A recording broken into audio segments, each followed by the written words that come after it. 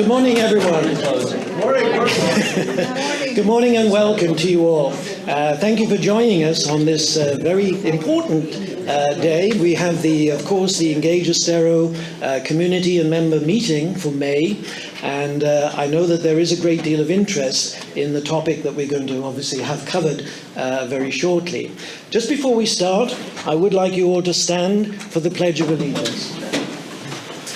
So, I pledge allegiance to the flag of the United States of America and to the republic for which it stands, one nation, under God, indivisible, with liberty and justice for all.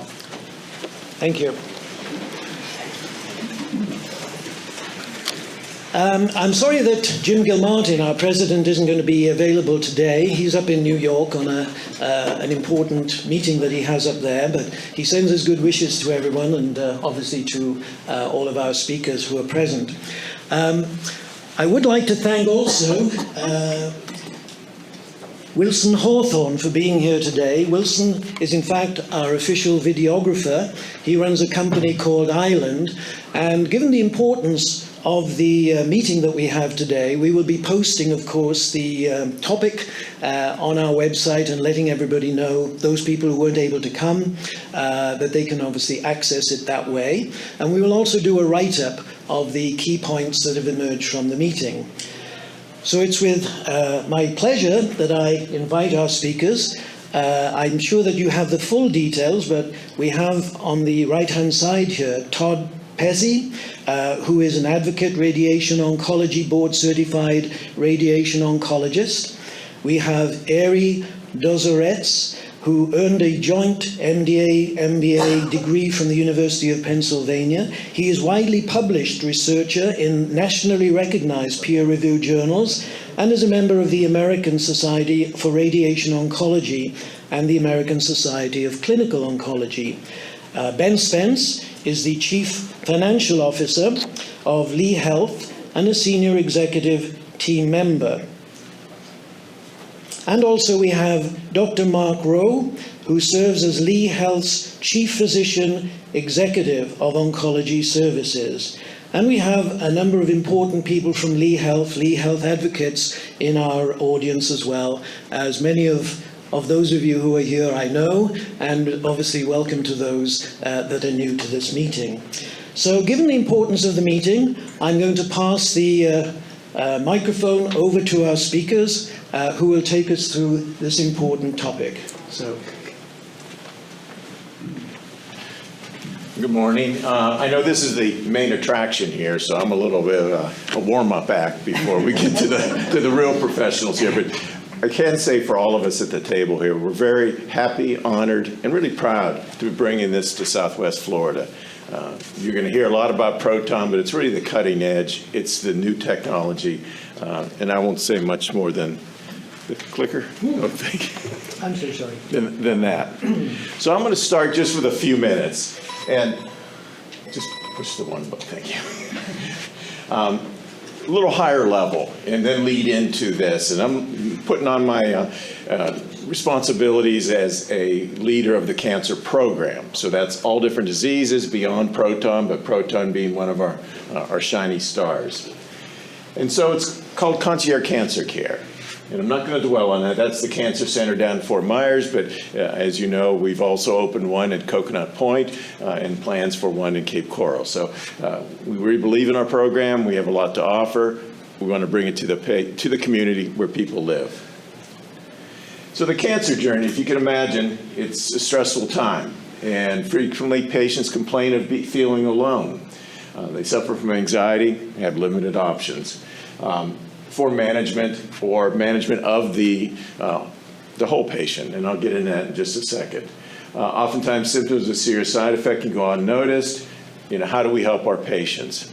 And we'll do a real quick personal story.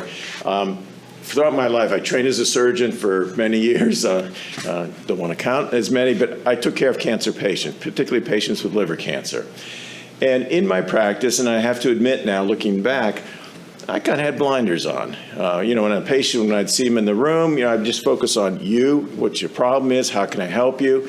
But what happened before that and after they were in that room, that pretty much is oblivious. That all changed one day when my little brother calls me, this is a couple years ago, and says, you know, Mark, I'm short of breath. I can't quite breathe well. But he was from Texas, but he was up in the Colorado mountains. And, you know, I thought, yeah, Jimmy, you're out of shape. Just, you know, get back to sea level and you'll be all right. Well, he wasn't. Long story short, Jimmy had metastatic pancreas cancer, and that was what we call a pleural effusion, metastatic disease in his lungs on presentation. Everyone here knows what that means. And, you know, but he lasted about a year. But during that process, I saw it from the other side. I go, whoa, it's more than just getting therapy. There's the emotional aspects of it, the struggles. I mean, Jimmy would call 2 a.m. in the morning, anxiety off the scales. You know, you did my best to try to calm him down. But I thought, not everyone has a brother that's an oncologist that can, you know, knows the situation and try to help him. And that's what led to concierge cancer care. If Jimmy went through it, I think a lot of patients would go through that.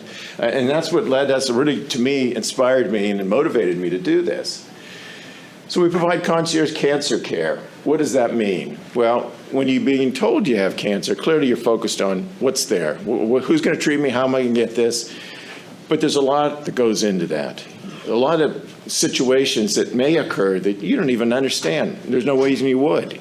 Only people that are taking care of these patients. So I'm talking about the emotional needs, the planning, a lot of tests, a lot of x-rays, what have you.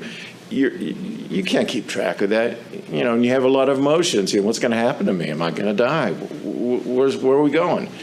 We have people here that help you, that held you by the hand as you go through that know where you need to be, and are also there to help with this, with your journey. We look at this as a detour.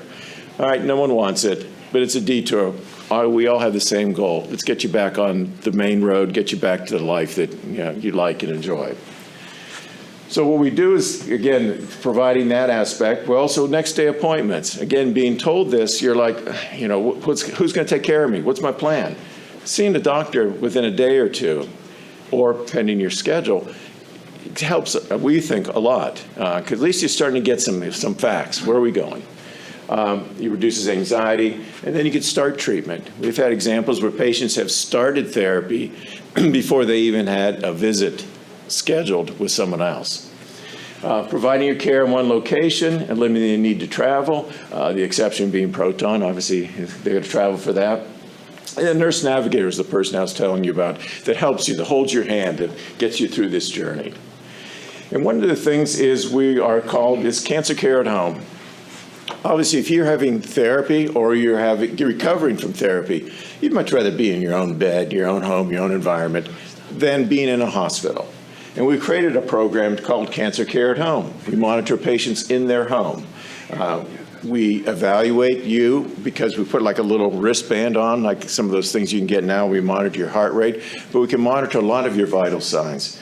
And it goes to a central location where we monitor you. So you're going about whatever you're doing, we're kind of knowing how you're doing, your blood pressure, your fluid status, temperature, how much oxygen are you getting, those type of things. In addition to that, we also check in with you.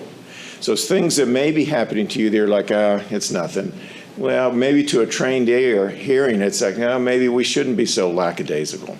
The goal here is obviously to keep you in your home, keep you out of the emergency room, and hopefully we're trying to do this is get you out of the hospital quicker. And eventually what we're hoping to do here is give you treatment. There's certain drugs that can be done safely in home.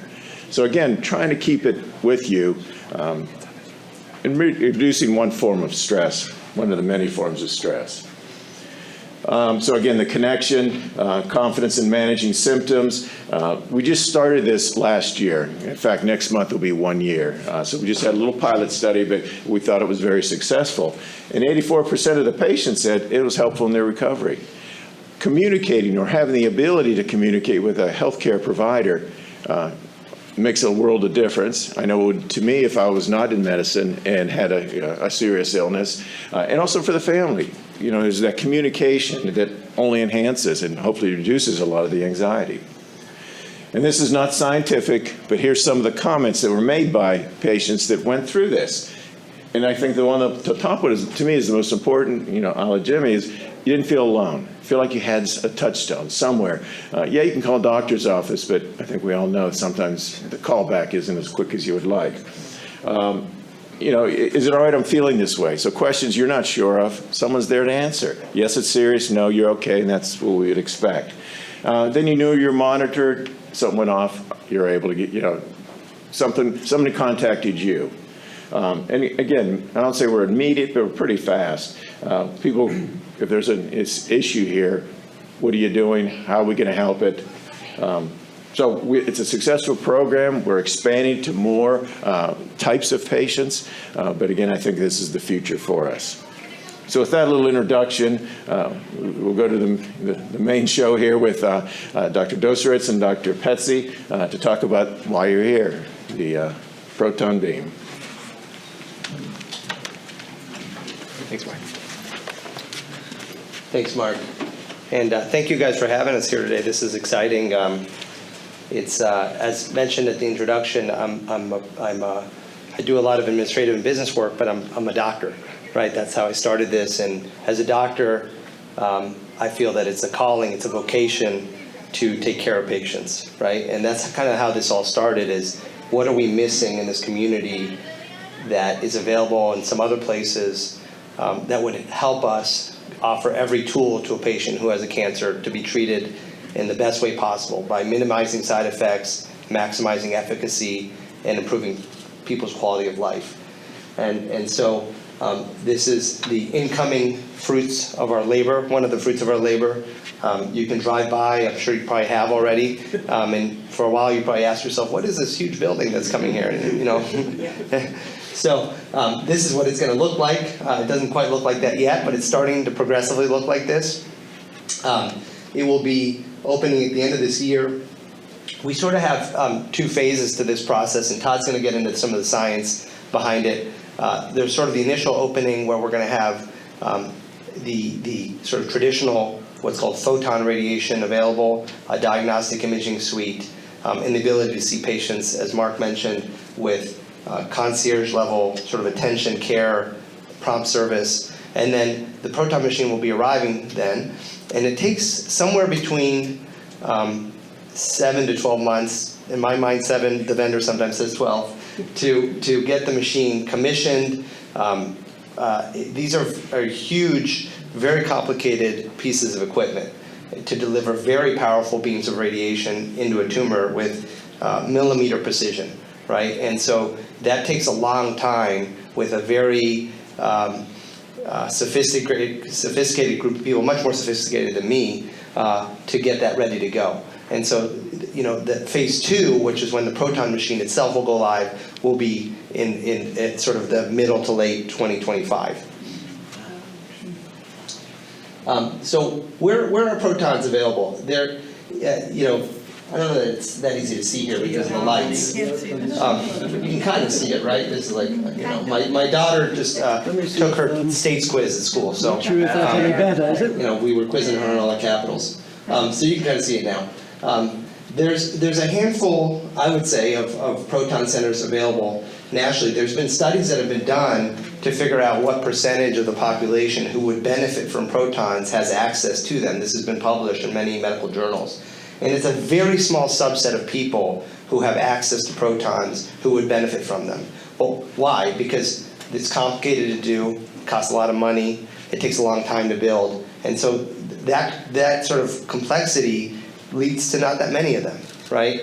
And so we're very, very proud and excited to be one of the places that's bringing this to our communities down here. And as I grew up and for looking at land, absent of the realities of what's available, can we build something like this on that land? Some of our thinking was, where is there somewhere that can serve really the whole regional area? So Naples, Lee County, Charlotte County, and just north of Charlotte. And number 2, what's easily accessible, right? We don't want patients who are driving from north or south to be confused, meandering through different areas to find us. So access to the highway was important. And then number 3 is people actually fly from across the country, sometimes from across the world, to get this treatment. And so what's fairly close to the airport? And then number 4, where do the nicest, best people live? Now, I gotta know my audience, right? I mean, we had some other options, you guys want it. It really made sense in terms of where to put this. And when we think about this, one of the things that makes me really excited is I think of this in sort of multi-dimensional impact. Yes, I'm a doctor, and so first and foremost, I think about the patients we're going to help. That to me is easily the most gratifying aspect of this. I mean, nothing comes close to that, right? Knowing that I can tell a patient, hey, anything you need, we've got it. We have an amazing partnership with Lee Health. They've been phenomenal in terms of this process to come together. I think it's a great example of how you can have public-private partnership. I think it's going to serve as a great example for other communities around Florida and around the country in terms of how you can do these things and make it work. And I think that will have sort of a ripple effect in other communities that will be even hard for us to measure in terms of the example that we're providing through this service. So this is going to be a magnet center. I mean, we're going to have people coming in from all over the place to get this treatment, and then as a result of that, they're going to need expert surgeons. They're going to need expert chemotherapy doctors. They're going to need somewhere to do all those things, and I think it's going to serve as the ability to give us the ability to provide those services sort of holistically as we look at what a patient needs. Most patients, as you know, with cancer are going to get at least 2, if not all 3 of the main modalities that we use to treat cancer, which is chemotherapy, surgery, and radiation oncology. As a radiation oncologist, I always remind people, and Proton Center talks a little easier, but usually when people come talk to us, they're like, what's radiation? We know about chemo, we know about surgery, but most patients, over 70-80% of patients with cancer will get some form of radiation. And so we'll have the ability through these services, especially in conjunction with Lee, to provide the whole sort of suite of services in a really caring, prompt environment. There's other things beyond the direct medical care. There's hospitality. I mean, these folks are going to need somewhere to stay, right? Especially the people traveling in. So we've already talked to some of the local hotels and other folks who are involved in the hospitality industry to think through that. How can we make that as easy as possible? If someone's flying in, how do we make it so that, to Mark's point, when you're just trying to understand where do I need to go, what do I need to do, how am I feeling, who's here to help me, we don't want people to be on top of that worried about where do I stay during this. Most cancer treatments are given daily, if not every other day. Many are given over the course of many, many weeks in a row. So it's not the type of thing like surgery where you can fly in, have surgery, recover in the hospital for a few days and fly back out. You need to be around that center for sometimes weeks at a time. And so it's important for us to think about how do we house folks, how do we make it easy for people to be in this environment with minimal stress. Job creation, right? And this is one of those areas where, as a local, I would say, I take pride in that. It takes a lot of very interesting and a very heterogeneous group of people to run one of these centers. You need your front desk people, you need your nurses, you need your doctors, you need your clinical staff, you need physicists to help you run the machine, you need special engineers, you need business people around that, you need marketing people. So there's a whole host of jobs that are going to be, I think, created by a center like this one that I think will continue to enhance our local economy and make Estero one of the premier places to come live in or visit at least. And then collaboration with other groups. I mean, I put up here, we have a partner mentality. It's a lonely world out there if you don't have friends, right? I mean, it's hard. These things are expensive, they're complicated to do, and there's competition, right? So we've always thought, okay, how do we partner with partners who share our mentality, who spiritually and culturally are aligned with our values, and who bring expertise to a project like this one? And that's on all fronts, right? Lee Health on the clinical and business side, the different hospitality groups, FGCU we've had meetings with about how do we work with your students so that they get an experience and then we keep some of those people in town as opposed to having them go fly back to where they're from. So I think that the partner mentality and sort of the ripple effect, you guys probably haven't heard it, but it's probably been overused, but there's something called the halo effect. The halo effect is the idea that people come for one thing, and then you do a bunch of other things because you came for that one. Usually that's applied from a clinical standpoint. You come for radiation, and then you do surgery or chemo and the other thing, imaging. I think of the halo effect for a proton center as the halo beyond medicine. It's, yes, the medicine, of course, that's 1, 2, 3, we got to get all the medical part right. But then it also becomes the partnerships, living here, job creation, partnerships with the university. And that's, I think, how great collaborations end up being multifaceted and multidimensional. You know, this, for what it's worth, it kind of helps put us more on the map. I think we're already very much on the map. I get a little defensive on this because as a local person who's proud of the area, I'm sort of like, we're on the map already. What are you talking about, right? But it helps. I think it helps for people to think, hey, you know what, this is being picked up for sure, local, regional, but even it's going to be, as we get closer to going live, and especially when we go live, I think it will be a national sort of story at some point. You know, Sherry, our I'm going to put the pointer on her. She's one of our amazing marketing people. She knows, she always sort of has to convince me to do it, but the reason I think this stuff matters isn't ego. I mean, I got, like people say, if you need a friend, get a dog. I got a great dog. But it's not that. It's that patients know, right? It's that patients know it's available, and they know they can get to you, and then you can help more people. And so ultimately, as much as I push back on Sherry when she wants us to do marketing events, that's what really I think is important about these stories, is that it gets the word out. Hey, this is available, early detection, early screening, and if you get cancer, we can take care of you. And don't go down some rabbit hole that's not going to lead you to the best outcome. Go to people who know how to do this, get taken care of in a way that's going to make your life better as fast as possible. And this is just a little bit about who we are before I hand it off to Todd. Todd's here. This is pre-kids. He actually looks better than before he had kids. I don't know how he did it. I've gone totally the other way since I had kids. Anyway, we've got, these are some of our doctors. We have an amazing group of physicians. They've trained at some of the best places. I'll brag about Todd. Todd trained at MD Anderson in Houston, which is considered to be the best, if not one of the best, cancer centers. I was almost as good as him. I was at Penn and then at Yale. And our doctors are from a host of great places, but more importantly than their credentials, you need to know what you're doing, right? I mean, if you haven't trained at one of these places, and that can be a proxy, it's not always the best proxy because there's people who've trained at the best places who don't know what they're doing, right? But you need to be a caring person. You need to make people understand that they're taken care of, that you're there to help them, you're going to accommodate them, you're going to understand where they're coming from. And we have a very high bar for that. We have a very low tolerance for staff or doctors who don't exude those traits. And so I think that's one of the ways we've been as successful as we've been, is that we take that very seriously. You know, we consider it a privilege, an honor. It's our mission to take care of people.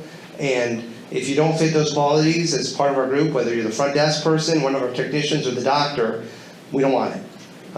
And so I think that's the type of care and the type of service that everybody will see at the center as it gets closer to going live and once it goes live.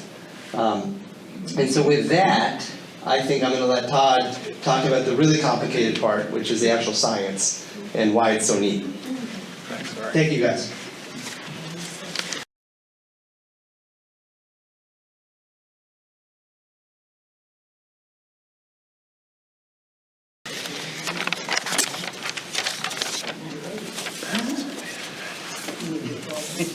I wanted to thank you guys again for having us here today. I want to just briefly share a little bit about what radiation therapy actually is and why proton therapy is different from the conventional radiation treatments that are commonly used across the country right now. And as one of the physicians that is really going to have the privilege of being able to drive this machine and use it, I want to explain why I'm so excited. So radiation therapy is, as Ari said, really one of the three main pillars of cancer care, with surgical oncology and medical oncology being the other two. And radiation treatment uses a focused beam, which is precisely aimed at tumors and kills cancer cells by damaging their DNA.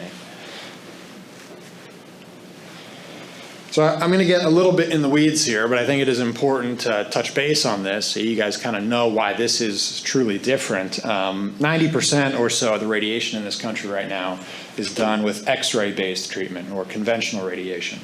Proton therapy is fundamentally different, and with protons, as the beam enters the body, it does not pass through you, so there is no exit dose.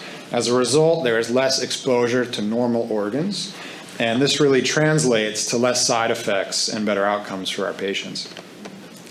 So this is, let me see if I can do the pointer. This is just a visualization of a radiation treatment plan, comparing traditional radiation on the left and proton radiation on the right, showing a brain and spine treatment of actually a child. And if you notice, if you look carefully, the extra dose that spills into the normal organs with traditional radiation, visualized here on the left, doesn't really exist with proton radiation. And basically proton radiation solves this problem of unnecessary radiation exposure to nearby normal organs.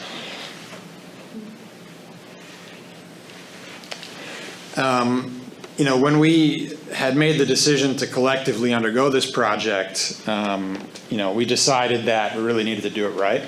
And there's many types of proton radiation machines, but Ari and the team here, really bought what's effectively kind of the Rolls-Royce of proton machines, and this is the actual equipment. I know it's maybe a little bit faded out, but this comes from Belgium, and this is well over 10x the cost of a standard radiation machine, and it's really the best proton machine available on planet Earth today. So we're obviously very excited to have it. There's a lot of ongoing research to figure out, really which cancer types benefit the most from proton therapy.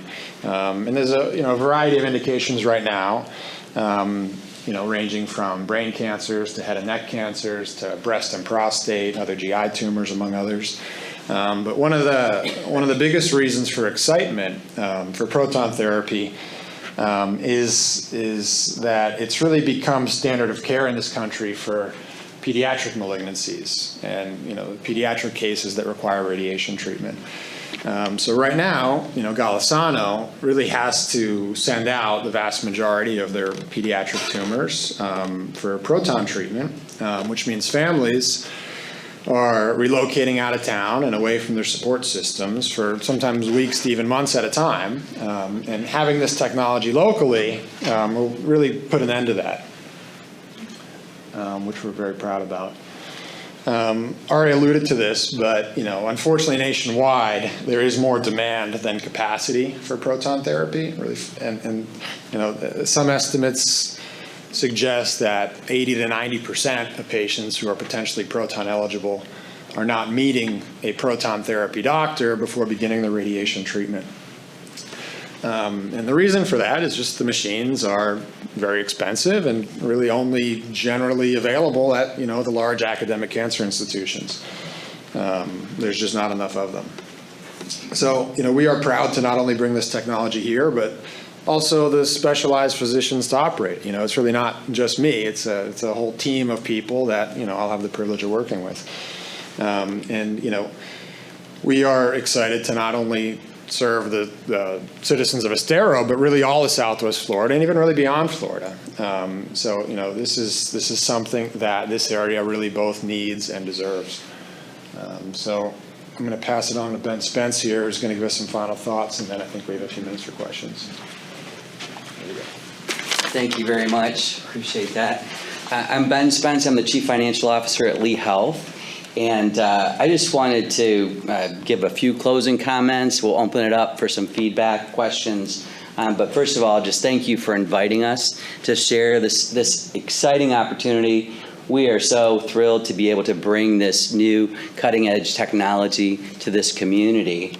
And I just wanted to share with you a little bit. I'm the Chief Financial Officer, so why am I here? We're going to go through the numbers. We're not going to do that. We're not going to talk about the ROI and the financial forecast, although I love to do that kind of thing.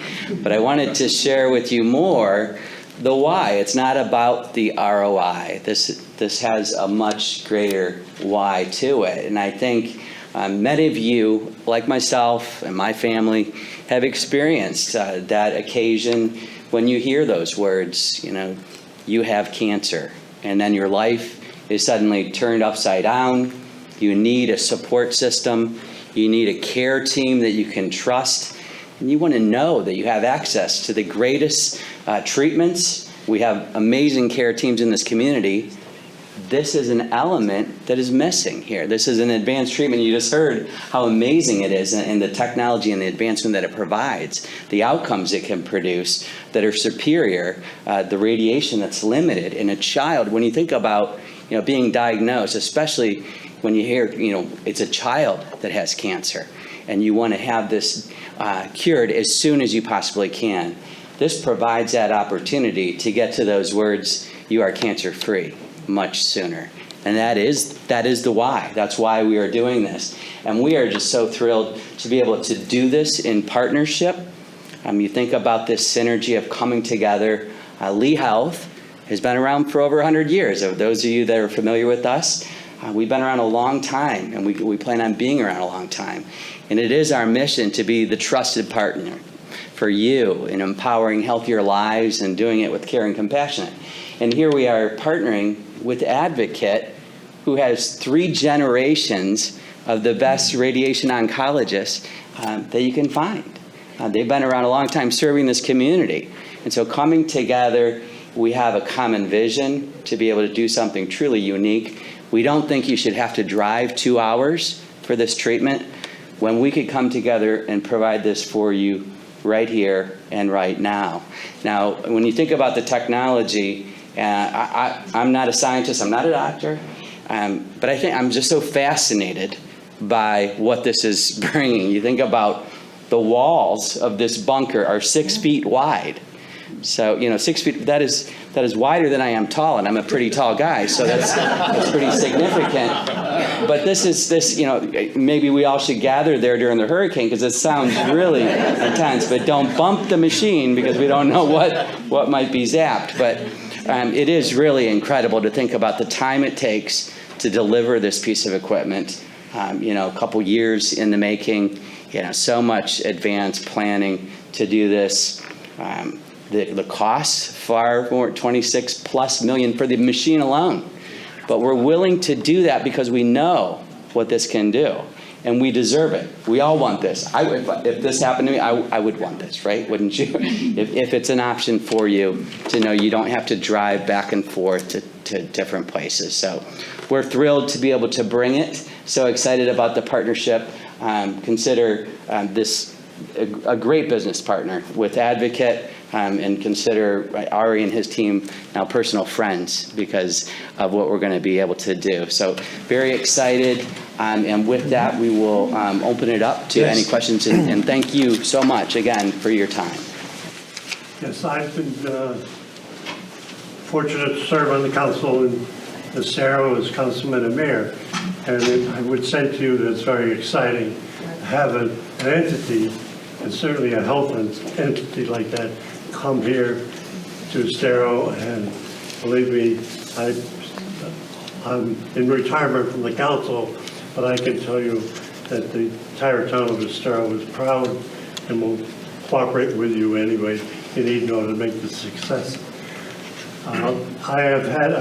I'm pleased for this presentation, Alan, because if I had one person ask me about the Proton Center, I've had 500. And without being able to really get into what it's all about, it's a little bit embarrassing. So that's why my wife and I are here today. The question I have is, you're talking about concierge service, and I think it's a wonderful idea, especially for people that have no idea what's going on or what's going to go on or how things are going to work out. So that probably is the most important thing, working with cancer patients, because it's each night they go home or they're home and they have no idea what's going on. A lot of questions, nobody to ask. The doctor, the oncologist is busy, he can't answer the questions. So I think, is that an extra service in conjunction with cancer? And if it is, does your health hospitalization take care of that?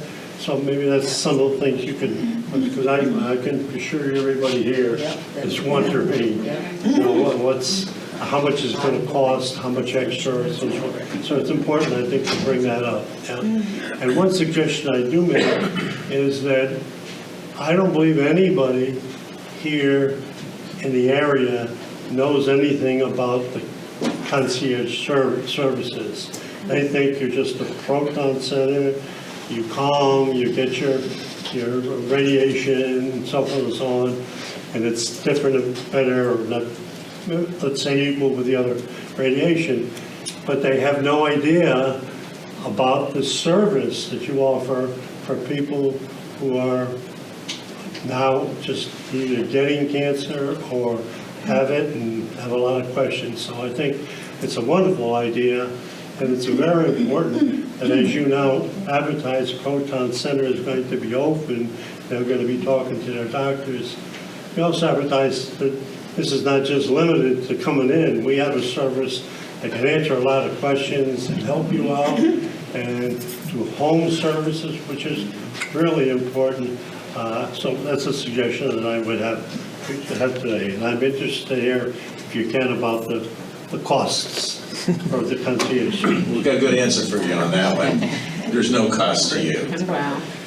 This is all your cancer, that's what matters. So the nurse navigator, for example, that's holding your hand as you know, they're the sort of the brain that stabilizes, you know, I forgot my test. No, you can become friends with these people because, you know, for 5 weeks or whatever period of your treatment, you get to know these people. But they're your rock, so to speak. But there's no charge, absolutely none. And in fact, philanthropy is what allows us to do that. And that's why you need a bigger program. You know, though, you know, people in other practices see the value, you got to pay for that, and you got to have some way of supporting this. And we have the nurse navigators. You know, we've got about 10 of them for different diseases, so they have a specialty. But it costs, but that's something we think is better, because again, it's the cancer journey. The sooner we get you back on the road out of the detour, the better off we all are. Great. I'll add some additional color too. I think one of the things that can be a little confusing for people is the way concierge medicine has been used for marketing.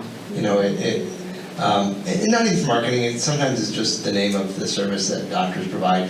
Historically speaking, or traditionally speaking, sometimes concierge doctors, the way it's been used has been it's sort of an additional pay where you have a subscription and you have faster access to care, oftentimes more expensive, smaller, you know, physician groups can do that sometimes.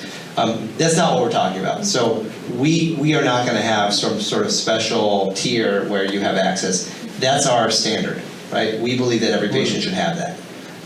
Meaning, not that you pay us cash, meaning that if you come, you have a nurse navigator, you have, if you're coming from out of town, a travel coordinator, you know, someone to actually coordinate your travel and your hospitality portion of it. And the vast majority of this is covered by insurance, right? As a doctor, I often tell people, I wish I could control how much this costs, but typically, you know, insurance is what dictates all this. The good news for us is that more and more and more, as Todd alluded to, there's great data to support the efficacy of protons. So as much as payers, and I understand where they're coming from, these are expensive treatments, have historically said, wait a minute, you know, there's other things we could do instead. Now they're saying, okay, well, we see the value, we see the efficacy, we see that there's less toxicity, we see that a kid 30 years from now isn't going to have a second cancer because of the treatment they got to begin with. Or that somebody who has their head and neck cancer treated isn't going to end up in the hospital because they can't swallow during that treatment, which is going to cost the payer more money, right? So the good news is we have good data, good evidence to support it, so the payers, by and large, cover that. But from the concierge standpoint, I think of it more of a mentality and more of sort of the culture of how we're doing this, and it's sort of the standard we have set for ourselves that's what it should be, not because you've got to pay us more, but that's because the care people deserve. Yeah. When I meet a cancer patient for the first time, I provide everybody either my personal email or cell phone. And I do that very simply because that's what I would want if I was a cancer patient. It's not something we charge for. It's just, as Ari said, what we consider to be the right thing to do. We're proud to do that, and patients appreciate it, and people don't abuse it, and it's just kind of the way we like to operate. Ladies and gentlemen, because there is one other issue that we want to cover today, I would like to move on, but hopefully if our speakers would like to stay for a little while longer, if there are any other questions at the end of the meeting, I'm sure that perhaps the panel would be willing to answer you. So if you bear with me, then I'd like to move on to the second part. But I would certainly like to ask you to put your hands together for a very informative and very important discussions that we've had this morning. So thank you, panel.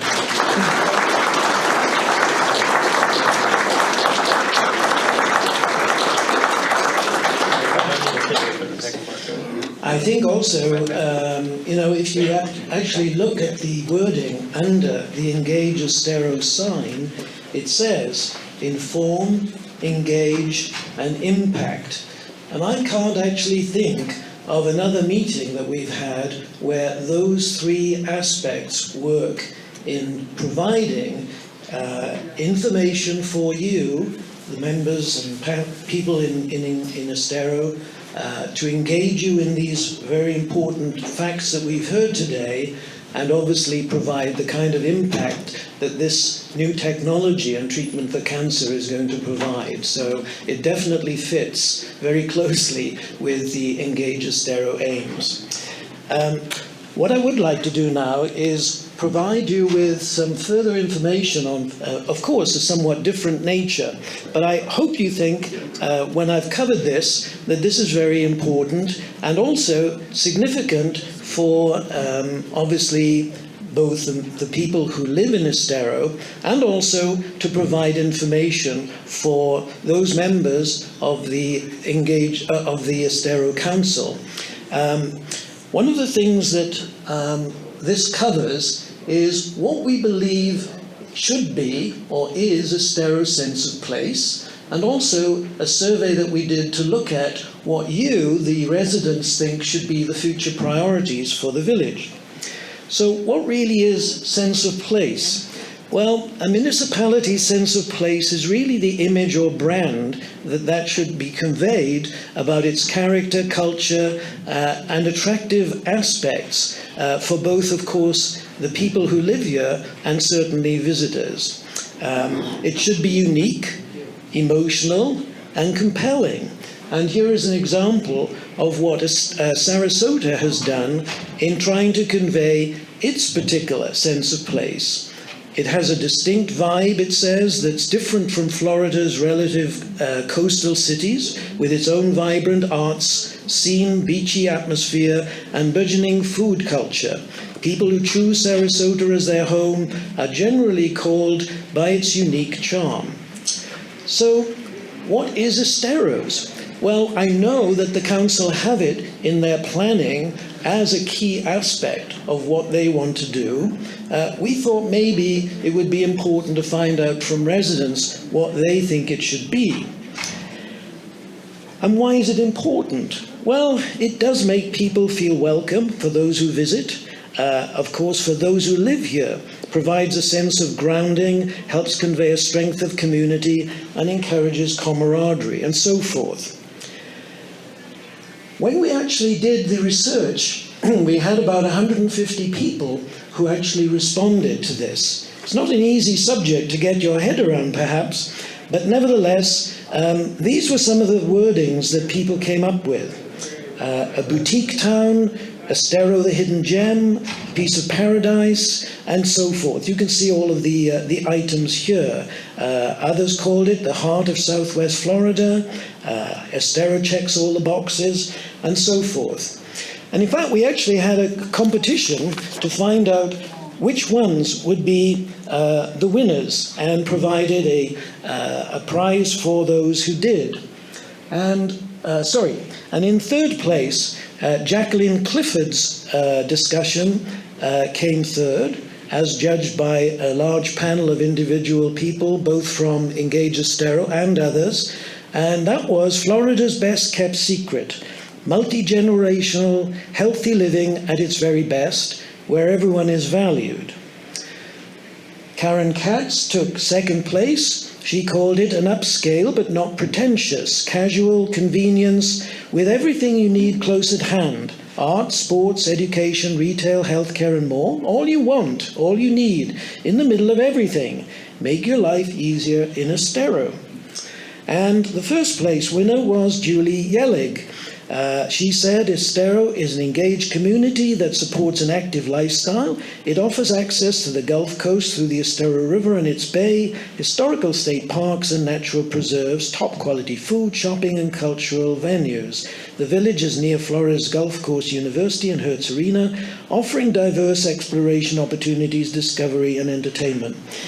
Now, what we did, without any demise to all of the important things that were provided, within Engage Estero there are many people who have a deep background in marketing, advertising and so forth, and we took on board all of the things that were discussed to perhaps use some of that information to develop what we felt might be a compelling sense of place for Estero.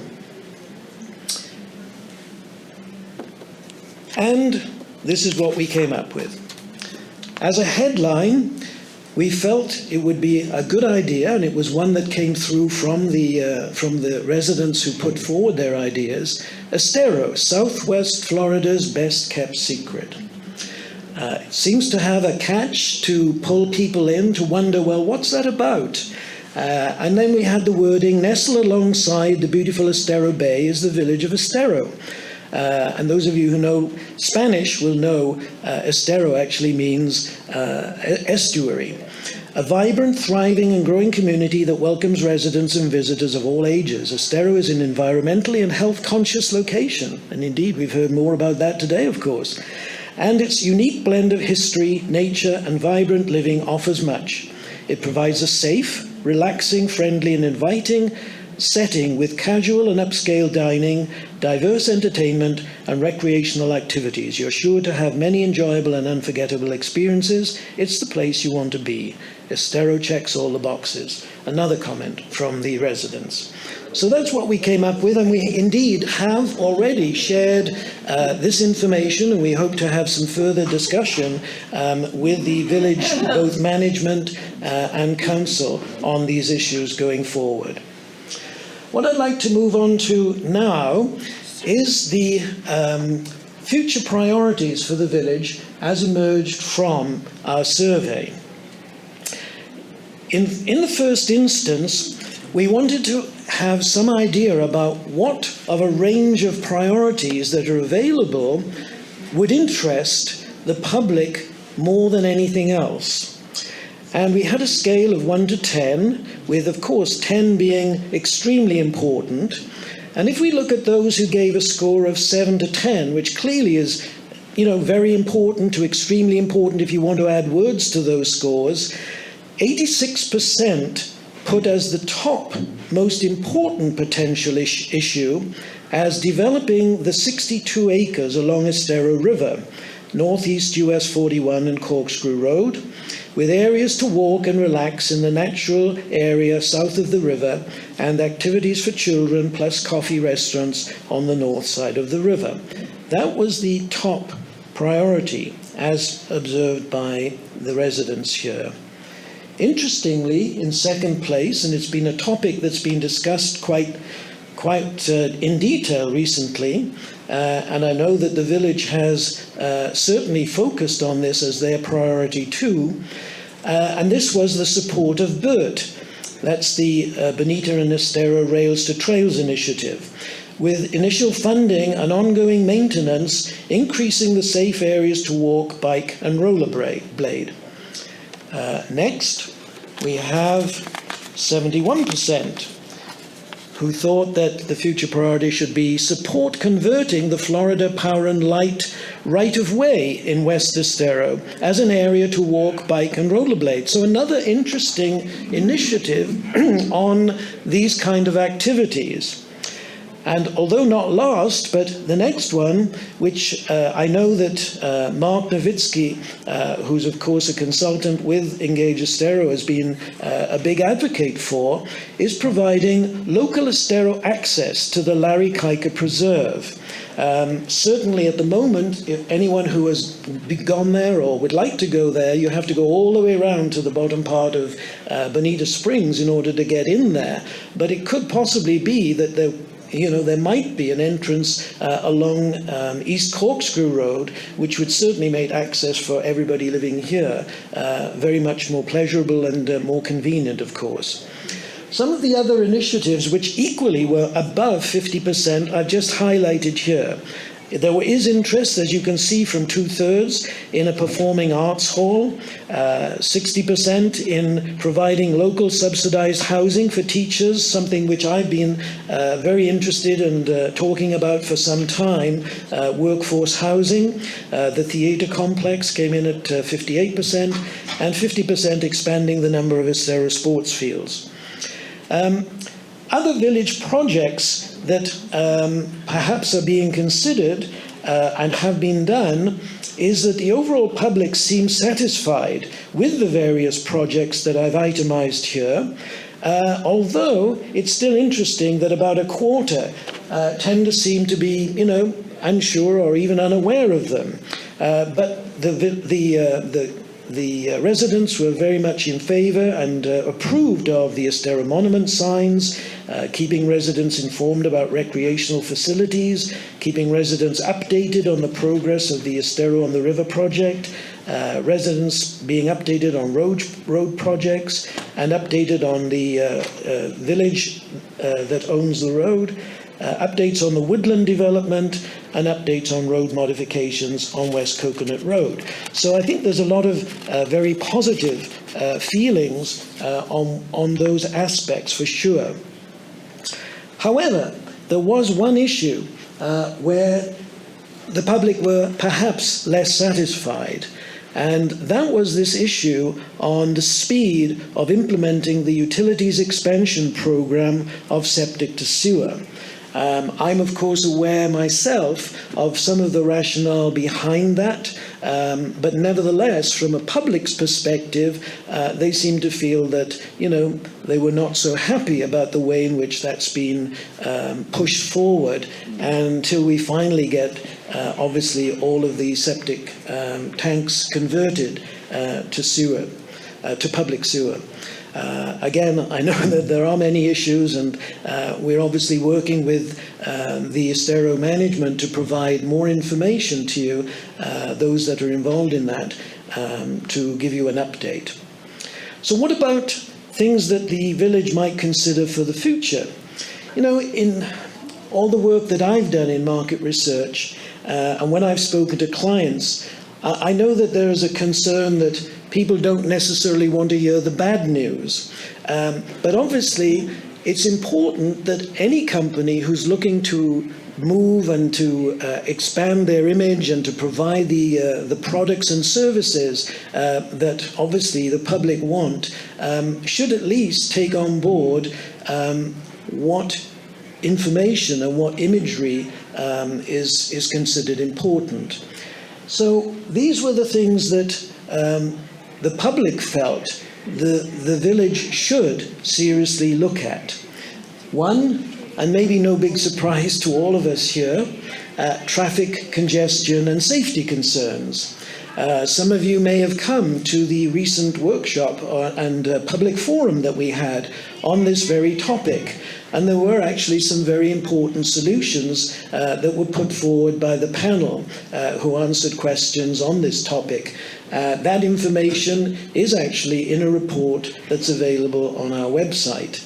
Other things that were key items that they felt that the village should consider was the following: that Estero, they felt, needed a focal point, a centralized downtown area similar to Fifth Avenue. Another one, to be environmentally conscious, especially with the level of future development, with the emphasis on green space, and also Estero needs more businesses. Well, hopefully, given what we've heard today, that might be another issue that's at least in part going to be addressed by what we were hearing earlier today. As far as maybe the issue of future staff, maybe for the village, around 60%, so nearly 2/3, really didn't know whether or not the village required or felt there was a need for any additional staff. I guess they're not close enough to know whether that is reasonable or not. But there were many that believed that it could be useful to have a full-time employee for recreation and parks. That was 61%. A full-time employee for environmental management, and a full-time employee for emergency management, but although that was a little less mentioned. And finally, other concerns. The verbatim comments that we had clearly showed that traffic congestion and safety were key issues, and some of the comments were made here. This may not be appropriate, one respondent said, and a place to say this, but the Corkscrew Road Improvement Project has taken way too long. Another said road improvements, the intersection of 41 and Williams Road. And another, as you can see there on the screen, traffic is getting unbearable, especially in high season with all the new developments. So that really is, of course, a concern, and that was perhaps in part why we had that public forum of experts that were addressing those very points. And my last slide is that 70% still believe that Engage Estero, our own organization, should continue to exist. This is a similar figure to what we had a couple of years ago. And although some didn't really know whether they felt one way or the other, only 5% felt that it should not. And what is it that they thought we should be doing, and why? Well, they felt that good oversight was important without any bias. Of course, Engage Estero is a non-politically focused organization. They felt that we must ensure that officials do not bend to the pressure of developers. We should continue to monitor projects and communicating to the community and offering public forums, which of course we've been doing, on themed issues while encouraging public engagement. It was nice to hear that they said that we were fortunate enough to have Engage Estero. And Engage Estero informs me of what is happening much more than I hear from village officials. Well, you know, obviously it's not necessarily the remit of the village officials to talk about things across the board. I know that they do, but obviously, as we have as our motto, which I've already mentioned, to, you know, help people understand what's going on, to try to make an impact and make sure people understand the issues of the day. So thank you again for being here. Thank you for listening. If you do have any questions for me, I'd be happy to answer them. And I will just make a couple of closing comments in a minute. But if you do have any questions, I'd be more than happy to answer them. Yes. Alan, my name is Jim Ward, and I serve on the Council of Estero. And I just want to make a note that 90% of what you've talked about is actually on the radar of the Village Council. And the Village Council tries to do things in an effective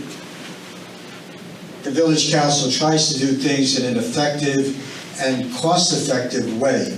One of the things the village prides itself on is being Estero light, with very few actual employees and doing a lot of outsourcing on a consultant basis when we do projects. but we're also very proud of the fact that we keep the taxes in Estero at a very low level. And actually, since our inception, we've actually reduced the village tax base each year since the village has been in existence. But some of the things that you pointed out are very important to the village in terms of keeping people involved, doing things that make Estero the best place to live in Southwest Florida.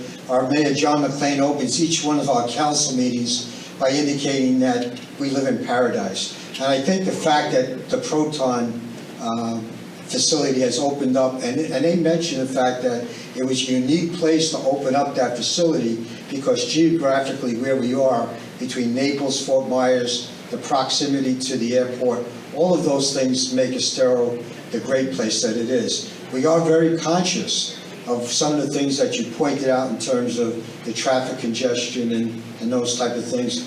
One of the unique things about Estero, I think, is our demographics. And virtually 50% of our demographic community live in gated communities. And one of the things we're striving to is to get people outside the gated communities and realize what Estero has to offer. So that's a challenge because each one of those gated communities offers an ecosystem within itself that everybody can pretty much do whatever they want to plan on doing. So, but some of the things that you brought on to our attention here are very much in the foresight of what the village wants to do. So thank you for doing this. If anybody has any questions about some of those issues, I'd be happy to answer them later on. Well, thank you, Jim, very much. And indeed, the purpose of this was most certainly not to act in any critical way. In fact, Engage Estero, I personally and Jim Gilmartin have a very close cooperation with the Estero Village Management, for example. We have a number of meetings which include John McClain, and so there is a very close dialogue between us. So there are no surprises here. It was simply that I thought it would be valuable to bring to people's attention and to the village's attention, which I've already done, some of these very interesting issues so that everybody's aware and on top of things, and I appreciate your comments as well, Jim, on that. So just to finish, I have at the end of the room, of course there are some of the documents from Lee Health there as well, but I have at the end of the room the last year, the 2003 annual report that Engage Estero prepared. Within it, it provides a very, I think, useful summary of many of the things that we were involved with. In fact, this year, and we are only not quite there halfway through yet, the things that we've already been involved with are fairly extensive. We've, of course, as I mentioned, had the public forum on traffic density.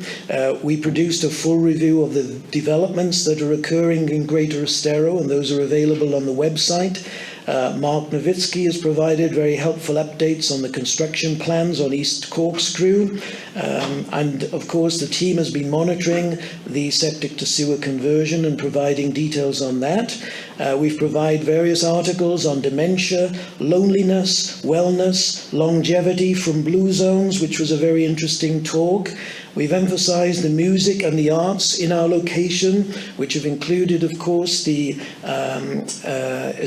opera organization, as well as the Bauer School of Music and various others, all of which really has enhanced, I think, the wide range of arts and music that are open to everyone.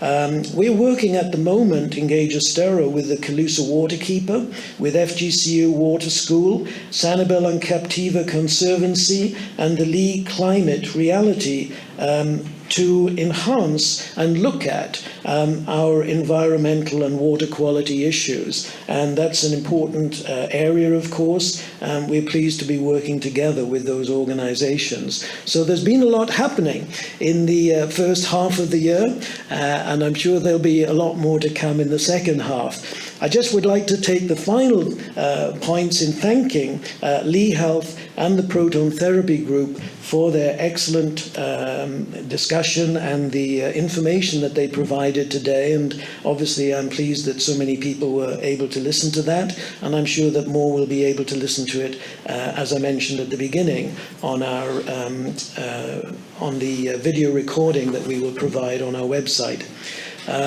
Thanks also to my team of Mike Wasson and Terry Flanagan for their support, and of course our videographer Wilson Hawthorne. And also like to thank Mike Allen, who is here today. Mike is actually working with us, assisting us with our aim to boost our own financial support for the organization, to continue to do what we do and expand what we do to help people in Estero be informed of the various things that may impact them as they go forward. So thanks to Bill Allen, I beg your pardon. Thanks to Bill for being here today, and we appreciate your interest in what we were doing. So if there are any other questions, if not, I'd like to call the meeting to a close, even ahead of schedule. So thank you all very much.